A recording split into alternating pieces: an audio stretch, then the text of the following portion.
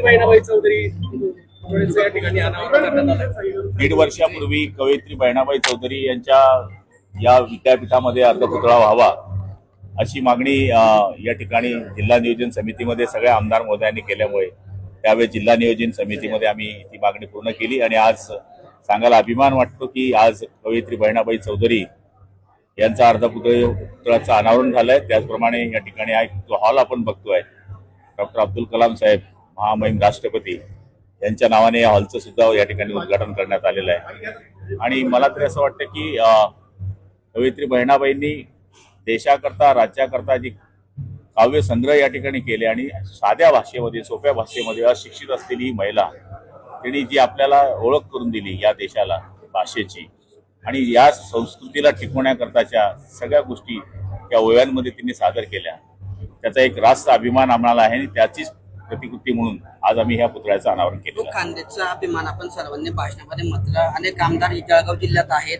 तरी पण या कार्यक्रमाला उपस्थित राहिले नाही, तर दुसरीकडे महापौरच्या स्वतः महिला असताना देखील कार्यक्रमाला उशिराने उपस्थित बघा सगळ्यांना निमंत्रण होतं, पण आता आपण बघत असाल की शनिवार आणि रविवार 2च दिवस अधिवेशन असल्यामुळे सुट्टी असते, त्यामुळे बऱ्याच लोकांचे कार्यक्रम असतात।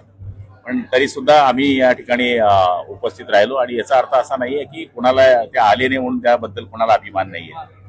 मला तरी असं वाटतं की प्रत्येकाने येण्याचा प्रयत्न केला असेल, पण कार्यक्रमाच्या व्यस्ततेमुळे कोणी येऊ शकलं नसेल। आदित्य ठाकरे पक्षाचं नेतृत्व करण्यास कमी पडले, वरळीचा सातबारा कुणाच्या नावाने दिलेला नाही अशी टीका उपसभापती सचिन नायर यांनी केली आहे। हे बघा आता आज कुलगुरूंच्या माध्यमातून केलेल्या कार्यक्रमाचा हा विषय आहे। नंतर आपण काय कोणाची मालमत्ता कोणाकडे जाईल ते पाहू।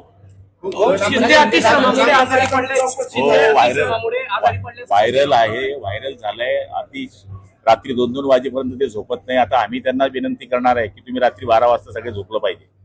24 तास मध्ये 18 तास काम हा माणूस करतो आणि स्वतःच्या तब्येतीची काळजी घेत नाही। त्यामुळे आम्ही सगळ्या आमदारांनी ठरवलंय उद्याच्या दिवशी ज्यावेळेस आम्ही अधिवेशनाला जाऊ तर त्यांना ही गळ घालणार आहे की कमीत कमी 6 तास तर झोपा, 4 तासच्या वरती झोपत नाही ही परिस्थिती आहे। त्यामुळे त्यांना तब्येतीचा प्रॉब्लेम झालेला आहे, त्यामुळे निश्चितपणाने आम्ही त्यांना ही विनंती करणार।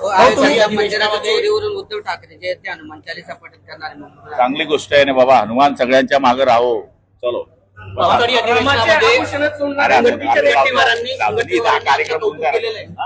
पावसाळी अधिवेशनमध्ये मुनगंटीवारांनी आपलं तोंड भरून कौतुक केलेलं आहे। तळागाळातला नेता सर्वसामान्य नेता म्हणतात त्यांचे खूप आभारी आहे, त्यांचे खूप आभारी आहे। कारण की शेवटी ते सुद्धा तळागाळातून आहे, मी सुद्धा तळागाळातून आहे आणि ज्यावेळेस अशी शाबासकी मिळते त्यावेळेस निश्चितपणाने काम करण्याची प्रेरणा